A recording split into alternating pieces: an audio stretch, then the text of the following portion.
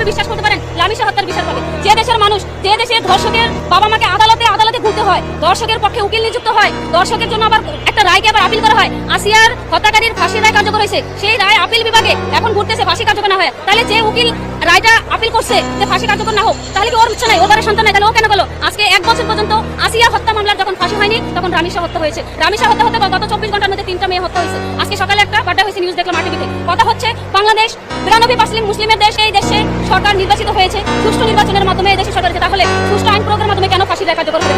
কেন রাষ্ট্রমন্ত্রী এখানে এসে রামিশার বাবার মাথায় হাত দিয়ে বলতে পারলো না আপনার জন্য আমরা আছি? কেন আইনমন্ত্রী এসে বলতে পারলো না যে আপনার পক্ষে আমরা এই দেশের আইন সঠিকভাবে দিব? এটা স্বরাষ্ট্রমন্ত্রীর ব্যর্থতা, বিএনপির ব্যর্থতা, তারেক রহমানের ব্যর্থতা। আইন যদি না হতো, বাংলাদেশের যদি সঠিক বিচার ব্যবস্থা থাকতো, এখন তো ঈদের বন্ধ না, রবিবার থেকে কোর্ট বন্ধ, আজকে পর্যন্ত ফাঁসি রায় কার্যকর করার সুযোগ আছে। শনিবার বাংলাদেশের সকল অফিস আদালত খোলা, শনিবার খোলা, রবিবার খোলা, এর মধ্যে ফাঁসি রায় কার্যকর করার কোনো ব্যাপারই না। 24 ঘন্টা সময় লাগে না। যে আসামি এজলাসে দাঁড়ায় জজের সামনে স্বীকার করে যে হ্যাঁ আমি খুন করছি, আমি দর্শন করছি, তাকে কেন 10 দিনের রিমান্ডে দিতে হবে? 10 সেকেন্ডে কেন জজ বললো না যে ওকে এখন গুলি করে দেন, ওকে ক্রস ফায়ার করে দেন?